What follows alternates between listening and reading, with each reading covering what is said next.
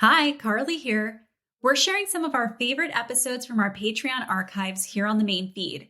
If you're looking for even more Sister Wives content, we've recapped all 20 seasons, and every recap is available ad-free on Patreon at patreon.com/survivingpod. And for a limited time, use code SSW50 to get 50% off of your first month. Thanks for listening and enjoy the episode. Surviving Sister Wives contains adult content that may not be suitable for Latter-day Saints or sinners. Listener discretion is advised.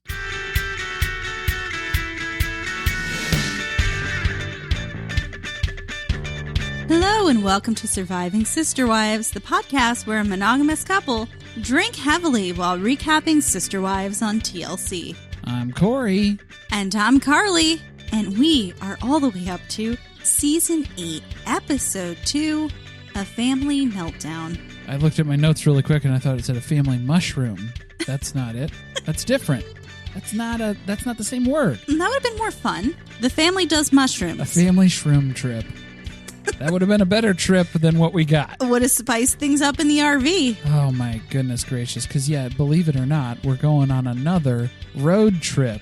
Right. I had a meltdown when I realized we had to watch another episode of this family traveling somewhere in an RV to meet another polygamous family. Why didn't they just buy some RVs? They should have at this point. Yeah, if you're renting for 3 different trips back to back to back, it may have made more sense. And those houses in Vegas had RV gates.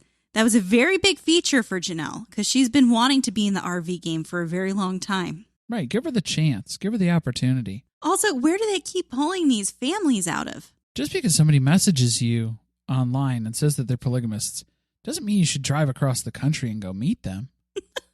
Sorry, I just remembered my reaction to seeing them and then you thinking that we'd seen them somewhere else before, which was untrue. I don't know. They looked familiar. I don't know why. In some other doc that we watched about polygamy, maybe. They look like the twins from The Shining. That must be what it is. Oh. Well, I mean, I guess that is familiar. But... All right, that was a little mean. We'll get to them next week because they don't actually make an appearance in this episode. Because, of course, we have a lot of driving to do before we get to our final destination. It's like Lord of the Rings. It's the journey. It's not the destination. That's why they keep doing this. The producers want to shove them in these RVs again because they know drama will ensue. And they're not wrong. The system works, and this is evidence of it. So the TLC description for this one is, the Browns begin a road trip to meet another polygamist family. They check in on Christine's mother, who has plans of moving to Vegas. Next, they visit their old home in Utah and are overwhelmed by past emotions.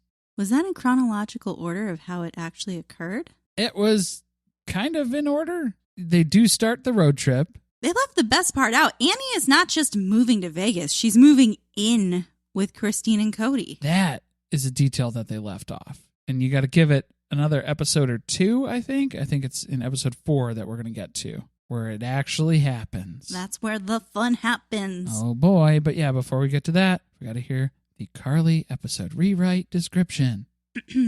The adults con another small business owner into funding my sister wife's closet. Annie mentally prepares to move in with Kody. Christine orders her gravestone. Oh, yeah, that happened. Thank you. I thrive on hearing that my rewrites are accurate. It's very accurate. Excellent. Well, we have no announcements this week, do we? Well, I mean, just the usual stuff. If you're liking the episodes here, you're digging the recaps, you want to hear more from me and Carly, swing on over to patreon.com/survivingpod. You get a whole bunch of stuff. 6 seasons of recaps. Wow. Seasons 1 through 6 are on the archives on the Patreon. A bunch of Let's Talk About It episodes, 40 plus. 40 plus. Got to be approaching maybe 50 at this point. We're getting there. We're working our way. We're in the early 40s phases, I think. Mid-40s maybe. But then we got a couple of Corey Strikes Back episodes on there too. We're building out that library as well. And then we'll be starting in with the Robin meditation tapes here soon as well too. So that'll be another fun feature. Make sure you swing by the Patreon and check that out. Here we go again. Everyone has got a suitcase out and the RVs are rolling into the cul-de-sac because they're going on a trip to somewhere very exciting. We're going to Billings, Montana this time. Well, we listed off quite a few stops here. Of course, because we can't take a straight shot to the final destination. No. So these are some of the stops that are planned. They're going to do some business in St. George. Then they're going to stop in Lehigh to see the old house. They're going to pack up Christine's mom to move in with them. Well, or they're just going to look at the stuff that they're going to eventually pack up. Right, that's a loose definition of helping her pack up. As we know, Christine's mom, Annie, left polygamy. That hasn't been mentioned in the episode yet as part of the reason why she needs somewhere to live, why she's all alone. She doesn't have this big family surrounding her. The benefit of polygamy. Kody just knows that he feels an obligation to allow her to move in because you're always welcome under that obligation. And it would be a great excuse for me not to come to Christine's house as often. That's an easy and convenient thing to point to and explain away my behavior. And then they're finally going to get to Montana to meet the Collier family, who are polygamists, as we know from the episode description. This time we actually have a husband named Nathan, so I'm happy we finally got there. There was a clairvoyance moment on the last one. I think you were jumping ahead. I wished it into existence. It must have been.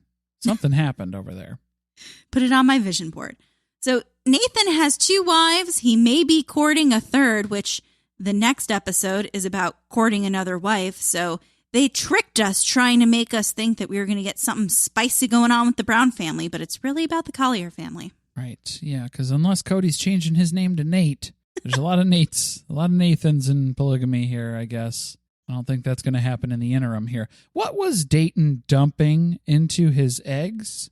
I thought it was like Parmesan cheese. That it was cheese? It was some type of pulverized cheese. But it was a lot of it. It was a lot of cheese. Maybe it just kind of fell out of the container. Sometimes when you get a powder, it's on that angle like that. I don't think it seemed calculated. It seemed like there was motive there. It must be how Kody likes his eggs, because we know in Robin's house, you can exclusively only eat foods that Kody likes. And no pepper. No pepper on anything. Every meal must have a side of celery sticks. Celery stalks? Sticks works. Celery hearts. There you go. That's better. More expensive. Oh, okay. Classier. Classier. Yeah. McGelty's just impressed with how well they're doing on time. It's 9 a.m. and they're still packing, but hey, this is the best time that they've ever turned in. This is a world record for the Brown family. Yeah, not a lot of drama around what time they had to leave. Probably helps that now we've had so many people who've moved out of the family because they've gone to college. There are a lot less people to keep track of. We're just eliminating people from the equation, reducing our numbers of people that actually have to get ready that we're waiting on. Janelle's still stressed and she's still packing. She's thinking about confronting Mary because she talked to the therapist and she's like, you know what? I got a bunch of stuff from like 20 years ago that I'm looking to unload here, but maybe not while we're packing to go close quarters for an extended RV trip here. Maybe I'll hold off on that till we get back. So good call to see that and take that opportunity to go ahead and avoid that situation. Can I just say, confronting Mary is a spinoff that I want to see. Oh, just the whole series is every single family member gets an episode. Just coming to her with their gripes about how she's treated them over the years. Yeah, because it seems like everybody has an issue with Mary and the family. So we need a spinoff where Janelle and Christine just go cross country in the RVs to go visit all the kids, and then we need confronting Mary.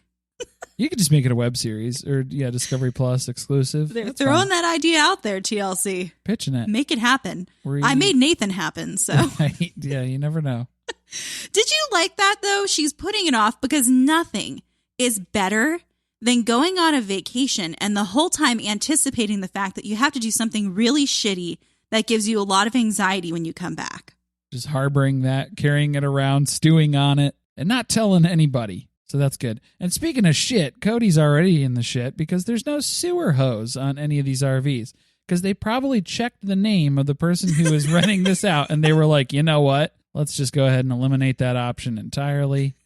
But, there's one. I found one. They did give us one. Do you think you have to clean them before you return them? Because I could see that not happening. Yeah, anything that they would be responsible for, I'm pretty sure that they're just getting charged for it. Comes back dirty. Yeah. They don't rewind their videos before they bring them back. Wow, that's going way back though. I think I don't know if that was as much of an issue. Perhaps they definitely didn't fill up the gas tanks. I didn't catch that. That's what he was doing. He was looking for a hose. I was going to call it an extension cord. Not right. He's looking for the shitter hose. My notes are just that he keeps opening, like he thinks he's doing something helpful, but he just keeps opening the poop satchel door and closing it over and over again. I thought he was just nervous and double checking and making sure it's still latched because he was having flashbacks of the last time. He brought an extra pair of shoes on this trip, let me tell you. Right. Closed-toed shoes. He got the gloves with the fingers this time. Yeah. That's what started that trend. Their first stop is to Family Pawn to meet with Chris, who collects artifacts from Mormon history and seems like the perfect sucker to con some money out of. Yeah, and I was just thinking about that documentary that was on Netflix where the guy was spoofing the documents and stuff like that for the Mormon things, and it was like, oh man, how many of these do you think that this guy owns then in his collection? That was Murder Among the Mormons for anybody who's interested on Netflix. Yeah, I think that he has quite a bit of those pieces in his store here. Couple few, at least. But they're thinking, okay, the funding has not come through for my sister wife's closet still.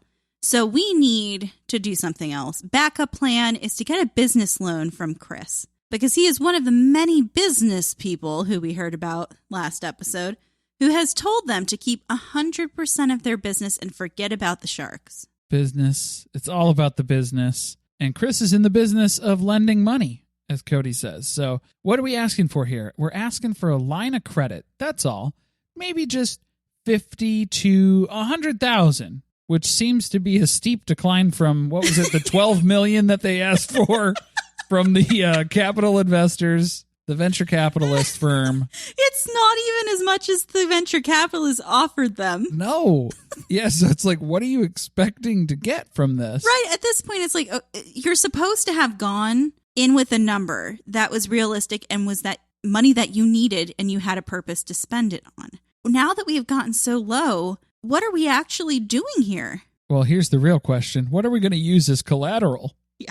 Because the business ain't worth shit. Chris ain't no dummy. No. He's not just putting money up for them. Again, he owns a pawn shop. He knows the business of making sure he gets something before he gives something. Oh, yeah. So, what are you going to offer me for collateral? And Kody throws out two intriguing offers. First, the thriving business, My Sister Wife's Closet itself. You can use that as collateral for about $20. Or their coveted inventory.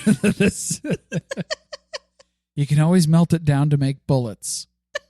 It's going to be very busy. For some reason, Chris agrees to take some of the inventory as collateral and then offers them a polygamous cartoon of a man taking a fifth wife that is probably also worthless. Yeah. Speaking of which, yeah. But like, why don't you go ahead and take this precious artifact from my collection and deliver it to the Collier family? Since you're going to meet other polygamists, they'll get a kick out of this too. You should really bring a gift if you're going to go stay in someone's home. Especially if you're driving from Vegas to Montana. That's a ride. With that many people, they have to house Yeah, that's true. that many people? We'll see if it gets there in one piece, I guess, too. Or if Kody remembers to give it to them. Well, Christine's trying to swipe it first because she's joking about how they should take it for themselves and hang it up in one of the houses. And this is where things between Christine and Kody already seem a little off balance from the start of this trip. Well, to be fair, they were probably filming the couch stuff after the trip because then they're just recounting what happened on the trip.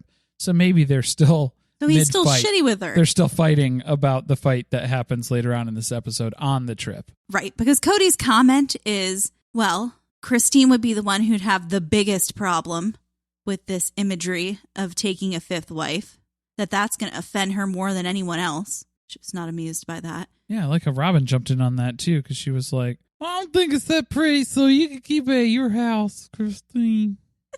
Speaking up, As the one who is obviously most offended by the image. Right.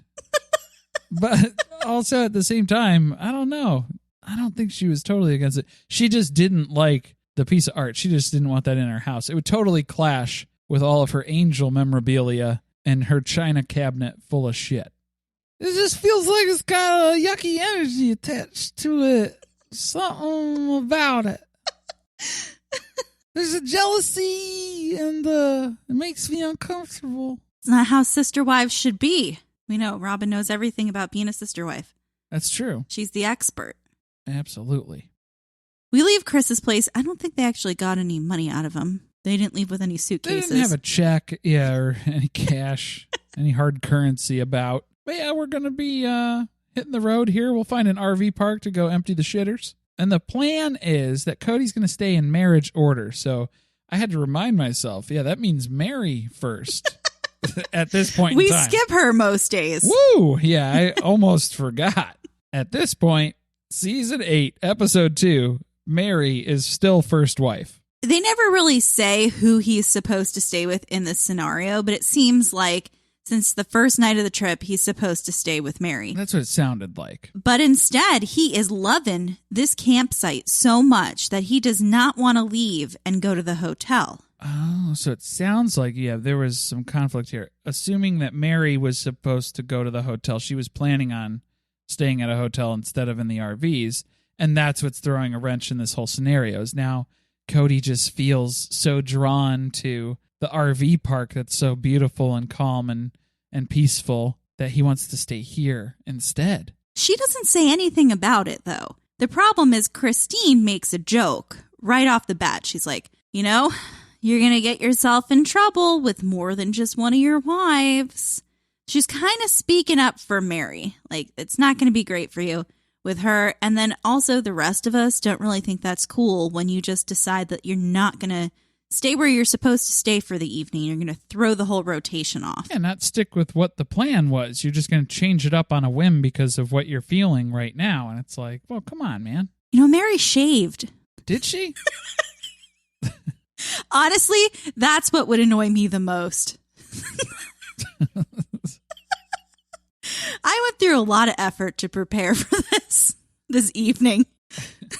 But Kody has to give the warning. You have to be careful now. Don't push me to the point where I don't give a shit, because that can get real ugly for you real quick. Like where he is now after season 16. I would say even after season 14 or 15. They pushed him right to the nuts edge. Right up on it. Yeah, but what a shitty thing to say. Like, the trip's going well so far, but you can say one wrong thing and push me over the edge, and this could be a nightmare the rest of the way out to Montana and back. So it's the next morning, rise and shine campers, and we are on the road to Lehigh. But the kids haven't been to the house in Lehigh since we had, of course, there's going to be plenty of flashbacks to review it and everything, too. There was the 3 days notice for moving. There was the investigation, the Lehigh move, all of the wonderful memories in the house. So they're a little worried about how these kids are going to react because they haven't been back here since they got chased out of the town, as they would have us believe. Right, by the sheriff in tow. But it just, looking at it now, it doesn't feel like home. This place is a wreck, too, so that doesn't help. Right, they go through the house, and as we recall from the past couple of episodes, they're doing construction because there was a leak. They want to make it look like it's not a polygamous house so that it's easier to sell. But then they want to sell it to a young polygamist family. I think they've basically realized that no matter how they change the house, it still looks fucked up. Like, you can tell that this is not a single family home or even a normal looking multi-family home. You can only put so much lipstick on this pig. Sorry, Nugget. So it's a construction zone and doesn't look anything like the house they actually left. So that's not traumatizing for your children. No, that's good, I think. Is it? Yeah, just kill it right in front of them. Just whatever you had, if you were building it up in your mind as something that you missed, something that you left behind, no, there's nothing for you here. Well, that happens pretty quickly for Christine because everyone else is getting all emotional, thinking about what it used to be like living there together. Even Robin. is thinking back on the fond memories of the Lehigh house. Just from seeing it down the block, enjoying it in passing. And Christine can't wait to get back in the RVs and roll on out of here because she doesn't want to be near this house anymore, and she won't explain why. Well, she's having basement wife flashbacks is what's happening. Yeah. This house does not hold fond memories for her, so she is not into this trip down memory lane. Yeah, let's get out of here. So we're going to Christine's mom's house. Can we move it all in one truck? That is the big question here. I really don't think so, because this is a full house full of stuff. Yeah, Annie has a lot of possessions. Not only furniture, even though she's willing to get rid of the couch, but she does have an entire sewing room. I'd call it more a factory. Yeah. Downstairs. There's a Joanne Fabrics down in the basement. She has so much stuff. They're looking around trying to figure out what is she going to take? What is she going to leave? Because she's only going to be moving into a bedroom and a family room when she gets to Christine's house. So she is reducing the square footage quite significantly, and it's starting to look like a hoarder situation. And out of all the things that Kody does, he knows moving. So walking through this house, he already knows how huge of a truck he's going to have to rent to haul all of this shit. Why didn't these people start a moving company? That would have been great. Yeah. You walk through the house, he'd be able to eyeball it. He's like, you know what you need? It's at least a 20-foot truck. It's going to be this. It's going to be that. We're going to need 3 people here to help you move it. Hunter's going to lead that crew. He'll be here at this time. We'll see you then. It would have made a lot more money. All I'm saying. Oh, but then here's where we dig into the real family issues here. Annie already knows she's going to have issues with Kody when she moves there. She doesn't know what they are exactly, but she knows they're going to come up. And they just need to lay some ground rules and understand each other's boundaries and not see this as an intrusion necessarily. But we can't be triggering each other. And it was like, oh, I'm sorry. What was that? Like, because they just kind of glossed over it. They didn't really dig into this at all in the show. I wanted to know more because I was thinking back to the episode where Kody had all of his mother-in-laws come for Mother's Day. And I recall from that episode that Christine's mom is the one that he gets along with the least out of all of the other mothers-in-law. Mothers-in-law. I got there. In-laws. So, like every good sitcom writer, that's, of course, the mother who has to move in. Cue the laugh track.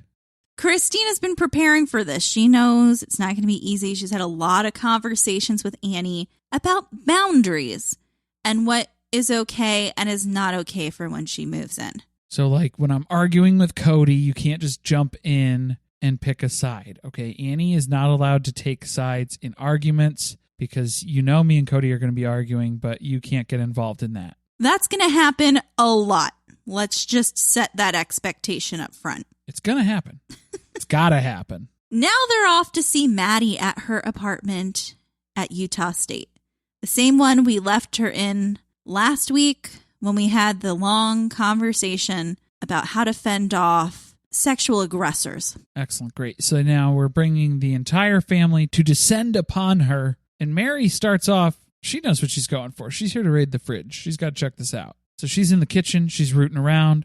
Then she turns around and notices on the counter, uh-oh, look at this, Kody. Somebody sent Maddie roses. I completely missed that. Did you miss that? I missed that entire part. Ooh, because get ready for this. Because then I had an excellent subsequent note here. Because Maddie has to come out and defend herself. She's like, well, I bought those for myself. And then everybody was like, well, come on. Yeah, right. Okay, sure. And it was like, well, there's some poetry there because something that Mary is going to become very familiar with in a few years is buying flowers for herself for every occasion. So I think it was a little ironic that she was judging. A little prophetic, but a little ironic and judgy that she would be doubting Maddie's claim here that she bought these flowers for herself as a strong, independent woman. Kody is still bitching about how he didn't get to connect with Maddie before she moved, because he was busy with Dayton at his surgery the whole day before. So he wants to do that now by asking her a bunch of questions about her friends. So we know that you don't have a lot of food in here, so go ahead and grab a knapsack or an old kerchief and wheel it on out to the RV. And we're going to go grocery shopping here in the RV because we have enough food. You might as well just go ahead and skim off the top here. Okay, first, I thought he was actually going to take her grocery shopping. And then I was like, oh, that's the best. When you go to college and it's great. One of your family members comes and brings you to the store. You buy all the things that you can't afford, stock up the whole kitchen. No, we're just stealing a few pieces of fruit out of the RV while Kody asks annoying questions. Here's some granola bars. Here's some trail mix. Here's some pears. Hope you're going on a road trip soon. It's a lot of snack food. That counts as contribution, right? I think it's, yeah, we'll go ahead and mark that off for the day. So good job, Kody, being the dad for the day. But Cody's just still, he's trying to get Maddie to open up. He just can't do it. But what are they talking about? They're talking about her Mormon friends that she's made, this friend from Montana, all these people that Kody likes that she has in her life now. He doesn't know anything about them other than the fact that they're Mormon. They are religious in that sense, and that's good enough for Kody. That makes him happy. Good in my book. Again, Janelle makes another comment about how she knows some guy, really any guy, could just show up and Maddie will get completely distracted from school. She's pretty dick dumb, if we're being honest. It happens. I can't believe how right she was about her own child, though. Wow. She knows her daughter. While Maddie is out shopping with Kody, the rest of the family is inside pulling a prank, which some would call just fucking up someone's apartment for fun. Yeah, I think moving things around and messing with someone's bed, folding sheets out and stuff and hiding things, those aren't pranks. That's like mental torture. That's just like... I thought moving the stuff in the kitchen was one thing, but going into your adult child's bedroom and pulling the sheets off the bed and rifling through things there with their smaller siblings, I don't know, something about that was just like, okay, that's a boundary. That's her personal space. You don't know what she is or isn't doing in that room, what you may or may not find. Maybe that was the reasoning. They needed an excuse to snoop. So that's what it became. But then Maddie gives us a real honest read on the situation with Kody here too. She knows that she doesn't tell Kody everything, but honestly, no kid tells their parent everything. But then she knows that Kody feels like there won't be a genuine connection between them until she does tell him everything, which will never happen. So I think she's come to terms with it very quickly and understands the situation, but Kody still hasn't really wrapped his mind around that yet. It's like, it's a little late at this point. She moved away. She's going to college. Maybe try to establish that when she's in her early high school years, when you have a few years to work on it. But No. that's when Robin came around. So Yeah, and we were too busy flea-high moving and ruining her life, uprooting her from her set high school and throwing her into a completely different social situation. anyway, Kody is very satisfied with his 30 minutes of being a father to Maddie on this trip. So he can really tell that she's at peace now, that she's very far away from him. And that's all he needs to know to comfort him. Great. Awesome. Another day on the road. Cody's assessment. Yeah, Maddie's doing great. She's really calm. It was great to connect with her. Okay, now I'm going to go ahead and unbuckle the shitter. So it was like a nice heart-to-heart with the camera while he's still, again, because, of course, the camera guys were like, all right, anytime Kody goes over by those lines, you need to get a camera on him. So ask him a question, do whatever you got to do. Distract him intentionally so that maybe some of the shit will end up on his shoes He's again. going to forget to buckle it and latch it or do something. So just get out there, ask those questions, distract him there. But he manages to do that successfully. At least they didn't show us anything that went wrong. And they roll up on a hotel where Kody and Mary had the first night of their honeymoon. What are the odds of that? No one knows except for Kody and Mary, and he makes an announcement to all of the wives so that they're aware of the situation. And Robin is horrified. Rightfully so. That was a great scene.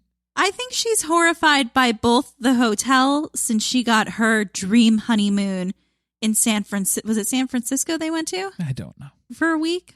14 days? Whatever it was, something ridiculous. San Diego? And here, I don't know. And here, I think it was San Francisco. And here is like a Motel 6 that Kody and Mary spent the night at. I like the Bates Motel. Okay.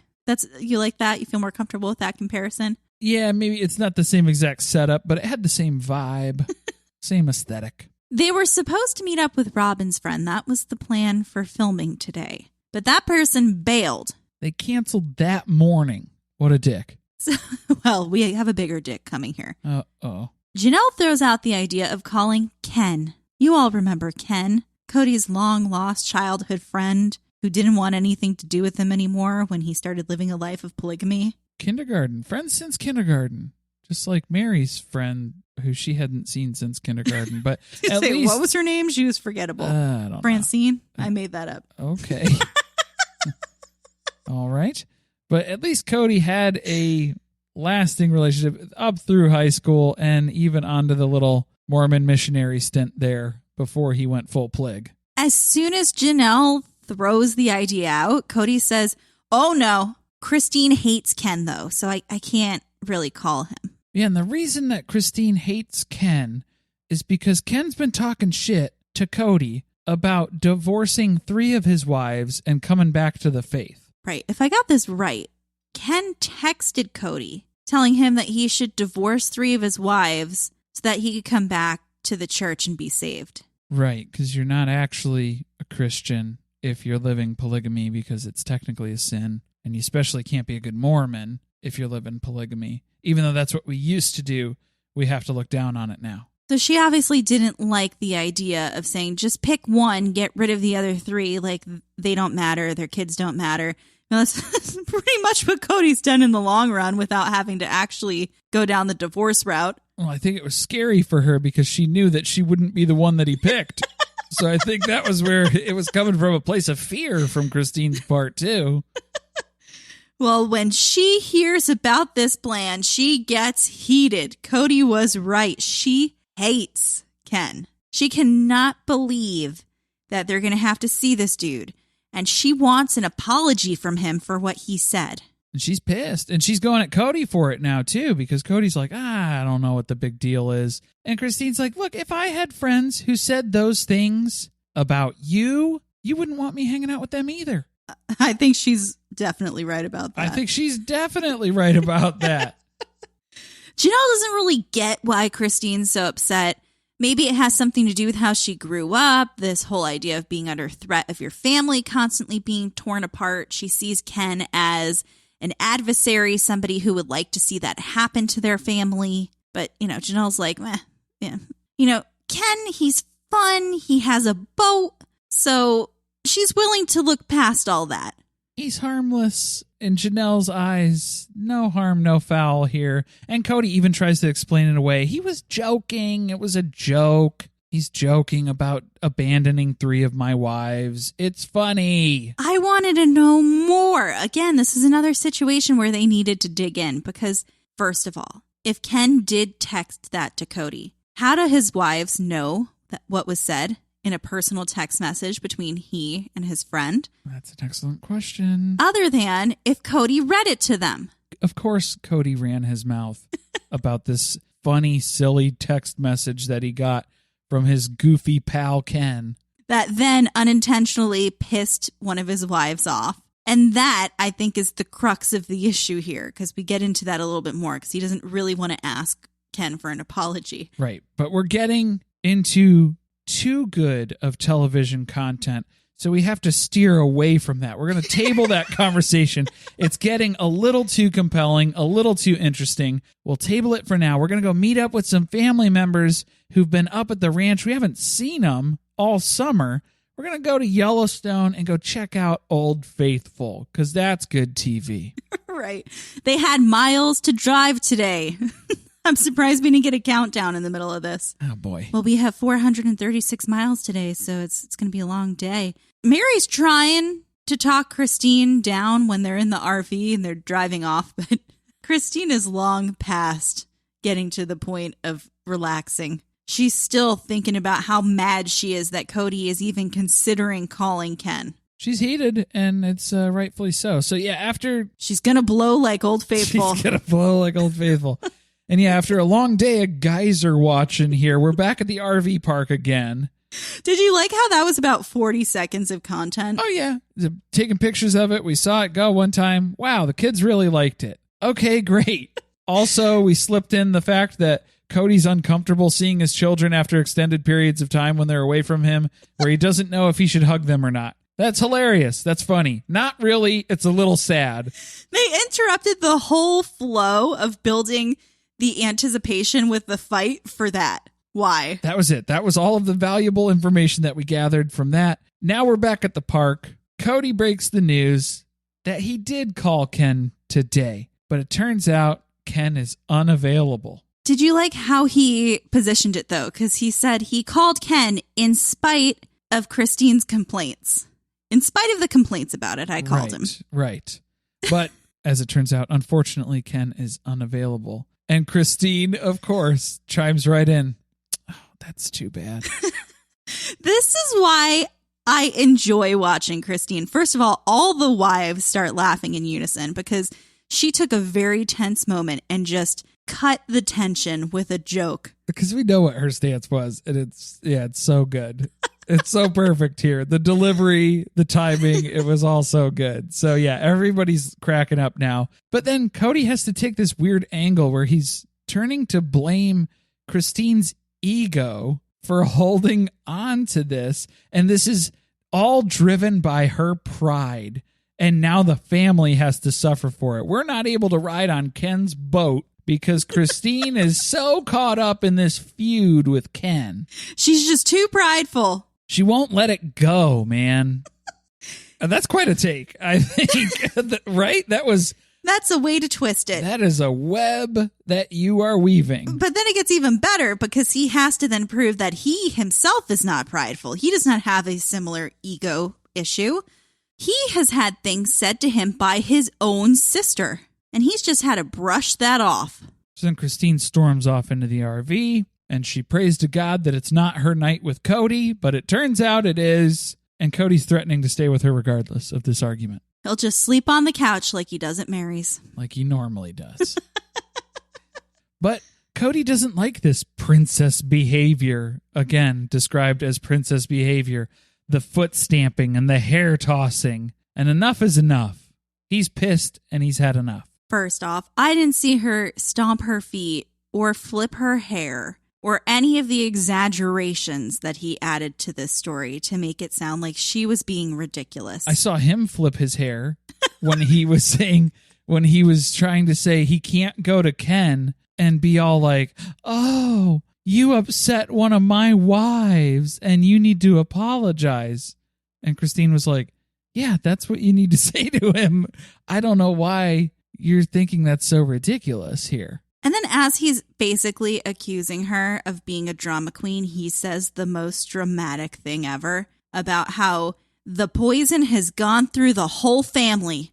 Thank you, Christine. She's just ruining the trip.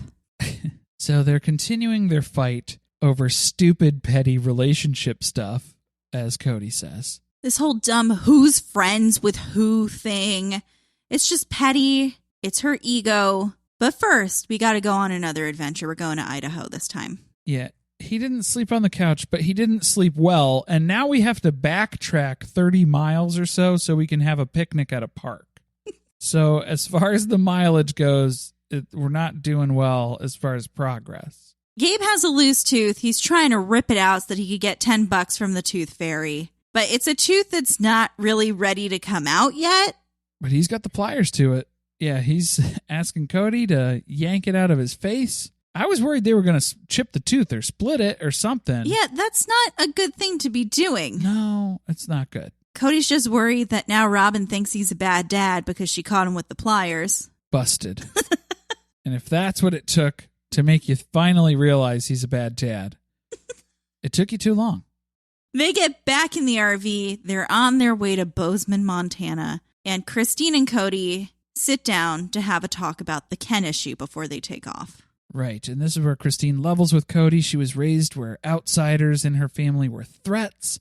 Anybody who would have this motive to come in and break up the family, it could be the end of that. She voices that she would be very uncomfortable boating with Ken. She can't just put this stuff aside and bottle it up and pretend like everything's okay because she's still very upset by the things that he said. I couldn't with how Kody started this conversation. It was so disingenuous. He starts with a fake apology. He was like, so just sorry that you have a problem with Ken, but I don't really have that problem. So that seems like a you thing. Yeah, and this is where Kody gets very defensive about his relationship with Ken and how the friendship is so very valuable to him. And he can't just end that relationship with Ken to appease Christine. Where is that coming from, though? Because Christine at no point, from what we saw, asked him to stop being friends with Ken.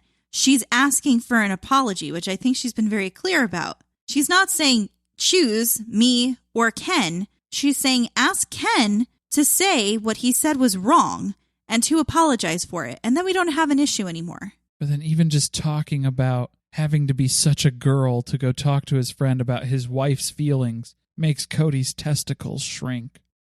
Yeah, that was quite a statement. The issue here, this is what I believe to be true, is that Kody read a text that was not intended for anyone else to know of to his wives, and he doesn't want to have to go back to Ken and explain how they know something that was said within a personal conversation.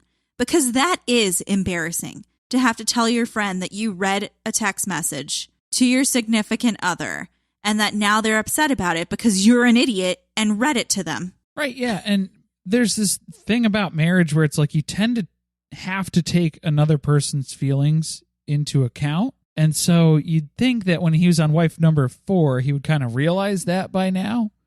But I guess he still hasn't figured that one out yet because it's like, yeah, that's kind of a big part of marriage. And it's not doing something, because this other person tells me to, and I'm allowed to do this or not allowed to do this. It's just like, no, it's just you're making sure that everybody's on the same page and that you're all in the same boat, but not Ken's boat, probably today, especially. He doesn't know what to do. He's not gonna do this. He's not gonna ask Ken for an apology. He's not gonna bring it up. It's weird to him to have to go back and ask about something that has happened quite a while ago at this point because he didn't address it initially when Christine had a problem with it. And now it's come up again many, many months later, and he still doesn't want to deal with it. Plus, he just called Ken and asked if they could come ride on his boat. Like everything was fine. And now you're going Right. to circle back and say, oh, actually, too, by the way, Christine's very upset with you. You might want to know before we come boating today, before you pack the sunscreen, that Christine is not happy with you. She may or may not try to throw you off the boat. Just saying, it's a possibility. So Christine's just hurt by this because, yeah, she's being, again, overlooked, not listened to, disregarded, cast aside, however you want to see it, because Kody heard her opinion. He acknowledged that he heard her opinion, and he still called Ken anyway. So that's kind of disrespectful, too, just in that process. It's not kind of disrespectful. It is disrespectful. To call Ken outright when Christine has basically been like, no, I don't want to spend time with Ken. I don't know why we need to include him in our family vacation when he does not care about our family and he has outright spoken against polygamy. So I think Kody's whole thing was, it's comedy. It's a joke. It's comedy. Is it, though? Is it humorous? You can't just say something's a joke because you don't want it to be taken offensively. Right. It's not a pass necessarily. Because I don't think that Ken meant it in a joking way. It's just he's saying it was a joke to cover it up. Kody is telling Christine it's a joke to Right. downplay her reaction. Exactly. Yeah.